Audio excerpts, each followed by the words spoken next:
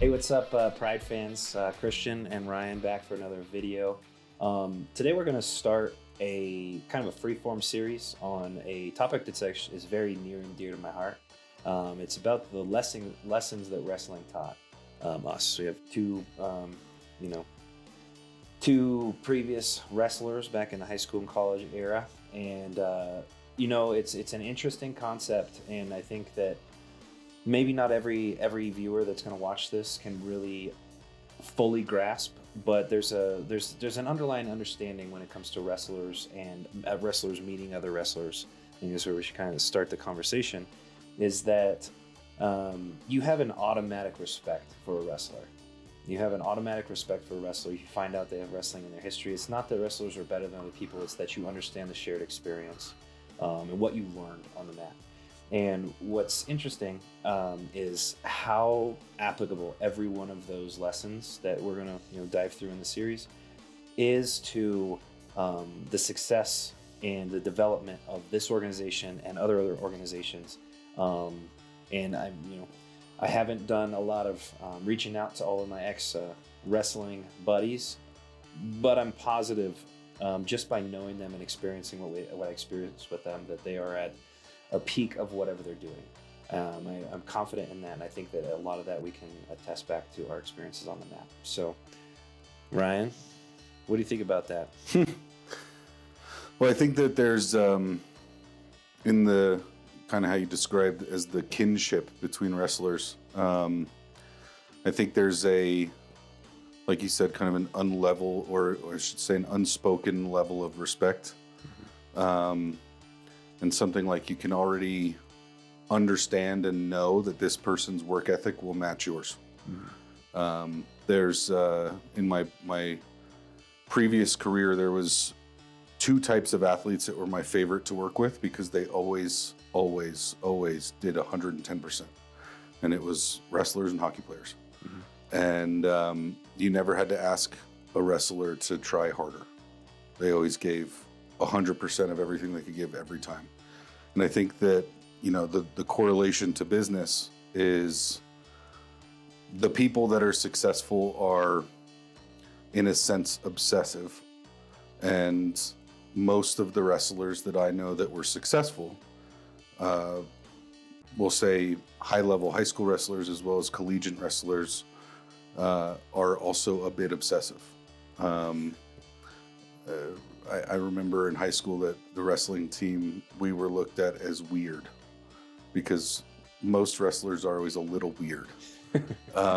We had some broken things or screws loose. Yeah, something. I mean, why would you want to do that to yourself? We walk around school in sweatpants, and he's cutting weight by sucking on sour candy and spitting into bottles sometimes. And but yeah, I mean, it's you can always. I mean, I can sometimes even pick out people that used to wrestle and they're in their 30s or 40s now in public just by their stature, right? How they carry themselves. But in the direct kind of line of what you're going on in the lesson that you learned of, you get out what you put in, or you get what you give. I don't think there's any more obvious or true statement to anybody that's successful. Well, absolutely. It's a good way to summarize that unspoken agreement is you understand that this person spent that time on that mat on learning themselves, right? You learn the sport, you learn the technique, you learn the grind that it really takes to become successful. But there's some darkness that they've had to overcome. Oh, yeah. Dan Gable says it best, in my opinion.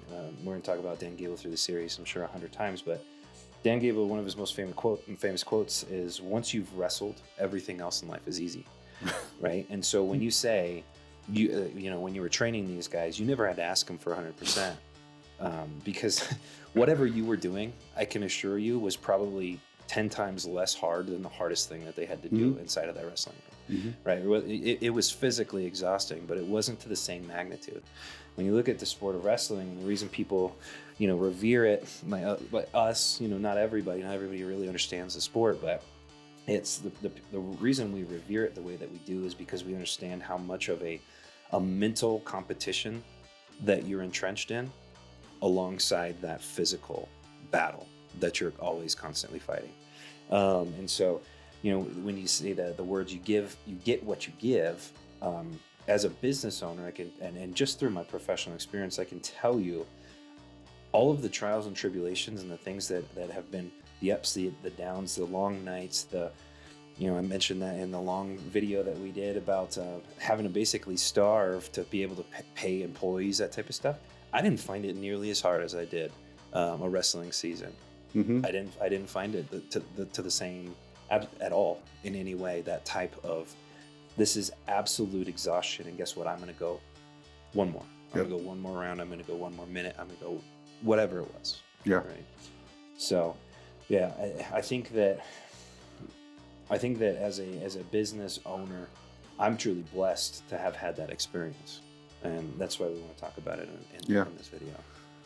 One of my coaches, I'll remember him vividly. His name was Bo Wade, and he was a multi-state champion. His oldest son was a multi-state champion. He wrestled collegiately, and then went on to the national team, or the Olympic national team. This was I would assume this was probably in the 80s or 90s.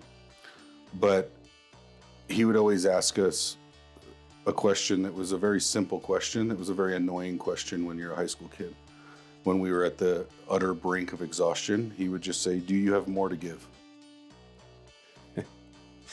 And in that setting, it's impossible to say no. Because you have, I had 20, 25 other wrestlers around me. You don't want to be the guy that says no. You don't want to be the dude that says no. You don't want to be the guy that rings the bell. Right. Right. So it's, I think giving the opportunity to somebody as he did, that coach, I think it's a gift, because what I describe, and I attribute my success in different sports when I was later in my adult age to that. Is because that question still, what is this, 16 years later, still comes into my head with many things. Do you have more to give? And if the answer is yes, then I'm not trying my hardest, right? I think it's indoctrined in us to understand that there's always more to give. Always. Right? You just know you're capable of more. Regardless of how you feel, you're capable of more, because each and every time you are in that position on the mat, with your team, whatever, right, or under the lights when it was a real match, it's like when you actually put your mind to it and you gave whatever it was that you had left to give, it always paid a benefit. It might not have resulted in a win, but it achieved something inside of you. Right. It's like unlocked, new level, bam, right. Right. So actually, it kind of reminds me of so David Goggins. David Goggins is not he wasn't a wrestler. Obviously, he's a motivational speaker and retired SEAL and just absolute hard ass. And there's an extreme correlation between. I've done a lot of research into the special forces world. It's just been kind of a fascination of mine for a long time. But the attrition rates, specifically in like BUDS, right, for SEALs, is asinine. Yep. Right. It's like 3% of the class actually passes, because every day is a new test, and that's kind of what it's like in a wrestling room. But the reason I'm talking about this is he has this saying, and he developed it in the SEALs, and he talks about it now in his speeches, which is the typical human governs at around 40%. Right, 40% of their true capacity. And you think about that on a scale, 40% is here, and you still have more. You have 1.5 times that much left in the tank. Right. Right. And so if you think about like a motor on a vehicle, and this is the way that he puts it, I think it's a great visualization. It's like the manufacturer of the motor puts a governor on it. Right. This motor has the ability to push this car 150 miles an hour, 120 miles an hour, whatever it is, yet the governor kicks in somewhere around 90 or 95. And it's the engine's way of protecting itself from blowing up, blowing a gasket, whatever it is. Right. Your mind does the same thing. Right. Your mind, it's evolution. Yep. It's evolution. It's like it's your mind's way. Your mind is in control of your body at all times, and if it's protecting you from the pain that you're feeling, it's doing its job, right? Because its job is to help you survive, right? It's everything that you do from the day that you're born is like literally an evolution of you trying to just survive, right? And if you start to play around with that a little bit and you push that governor and you do that, right? You give that little bit extra effort, even if it's only 41%. Right.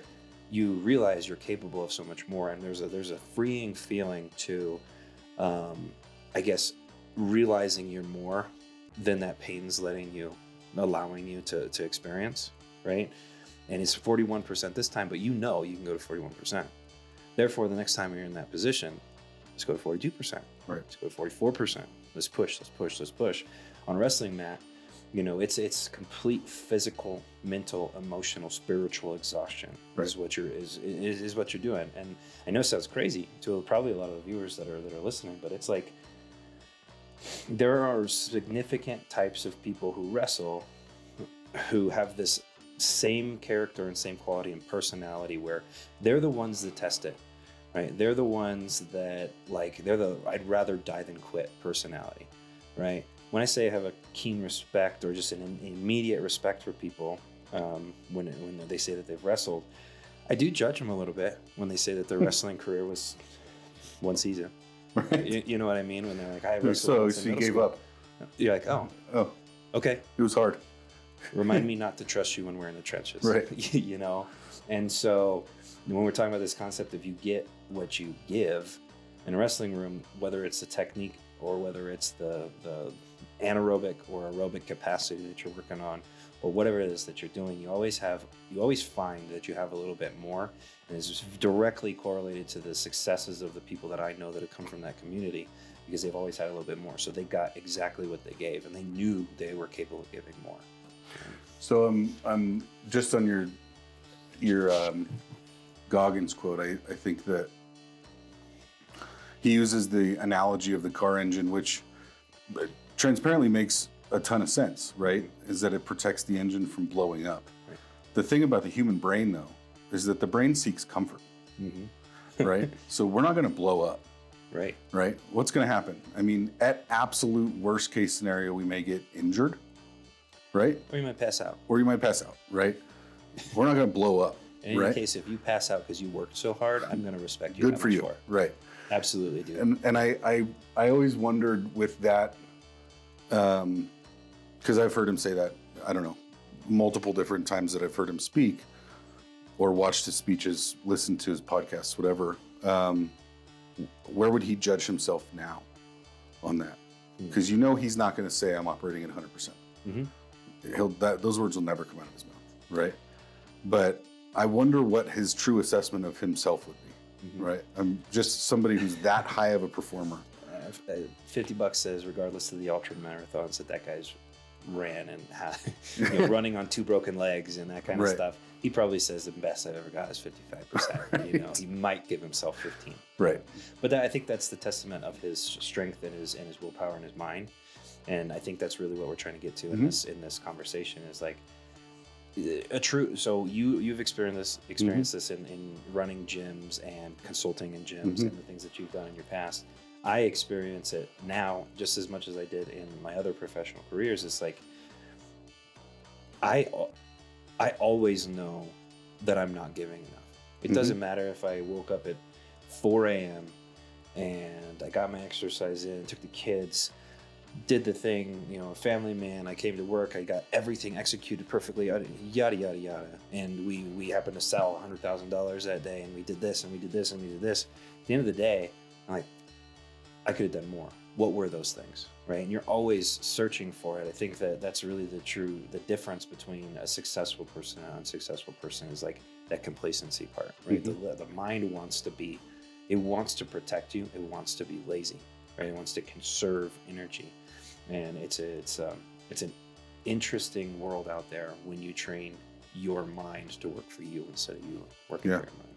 Yeah. I mean, it's half the reason I have this tattoo in my arm as a reminder of no half measures, right? If you're going to do something, do it all the way, right?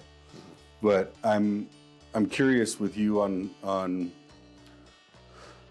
the higher level, I guess you'd say, of wrestling from the high school to collegiate, because I experienced this with the sport that I was most successful in, which was powerlifting. But the coaching dynamic in high school, right, versus college, and I don't know about college because I didn't wrestle in college, but high school, there's a lot of basics, fundamentals, some technique work, etc. You have that foundation going into college, right? So is that coach's role in the college atmosphere to train your mind more so than the specificities of the sport? Because I don't think, and correct me if I'm wrong, but you know, I grew up with a relatively infamous UFC fighter, and he said, I learned everything that I know now by 23. Right? He said, I was a pro till I was 35. The only thing that I was taught between 23 and 35 was mental.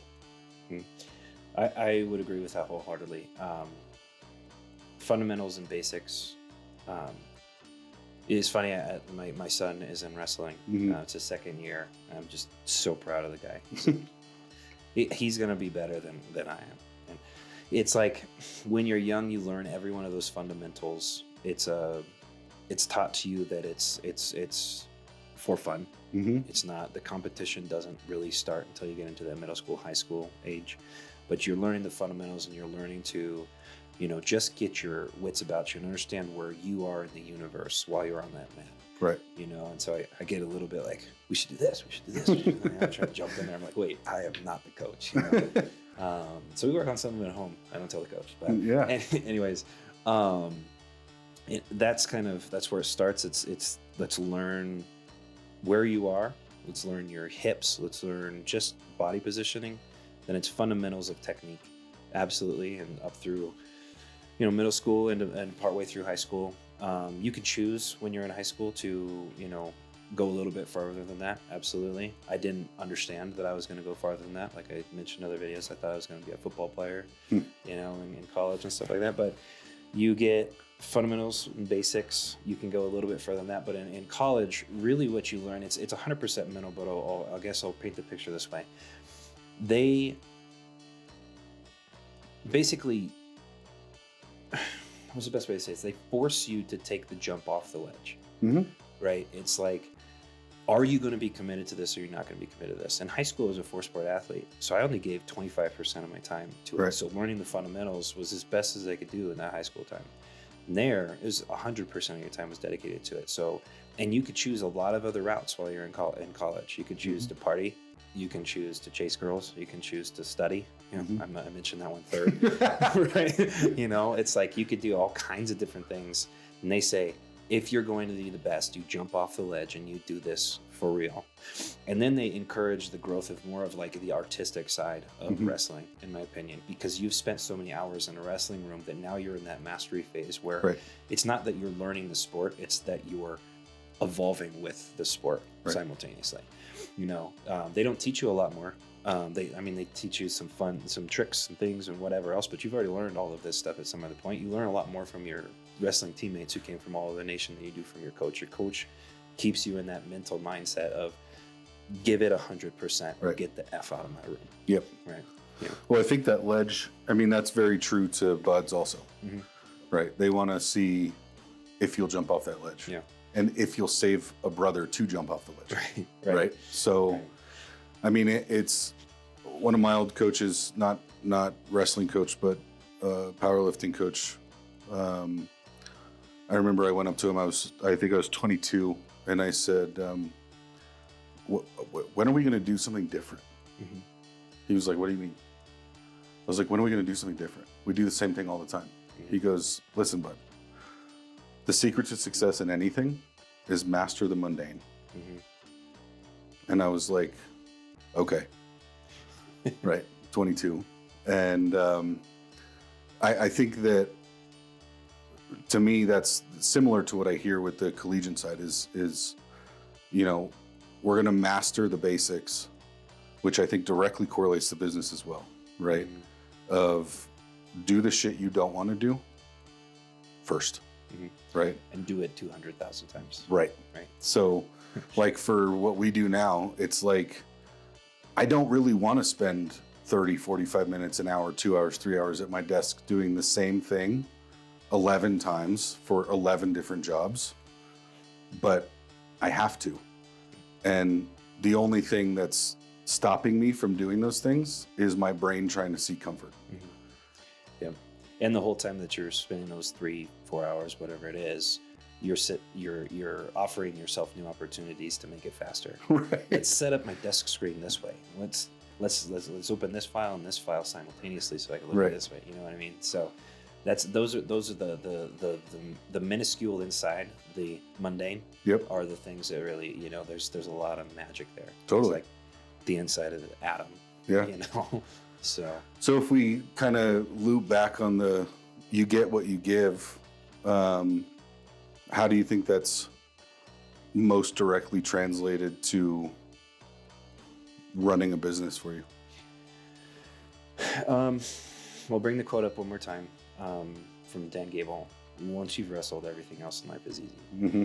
I knew that it was going to be difficult, and there was going to be a lot of risk, and there was going to be a lot of, I don't know what I'm doing, but I'm going to have to make a decision. It might be wrong, it might be right, but I'm going to have to make a decision. I knew that getting in. But I also knew that it wasn't going to be any harder than anything else that I had done at that point in time. I knew I already mastered my mind, or maybe not fully master my mind, but I've attempted to master my mind and that kind of stuff. So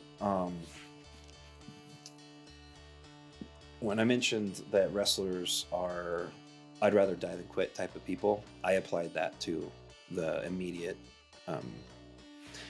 jump off, right? The entrepreneurial jump off, ledge jump off, whatever we call it. There's a lot of ledges we've talked about in this conversation, but when we jumped off that ledge and said, we're actually doing this and we are no longer going to be supported by somebody else's funds, we're going to figure this out. I knew that I had the grit, and I knew that I was going to give everything that was necessary to get what I was looking for. And I had that already understood in my mind. And I think that was a pivotal point to opening and continuing a business. I have a hard time saying success, like we're successful. I don't feel like we're successful. I think we've barely even grasped the surface of successful, but I think that's just a tribute to the athletic experiences that I've had and understanding that you can always be better every day. So yeah, I also think that struggling with a little bit of imposter syndrome is pretty normal for business owners. Mm-hmm. You know,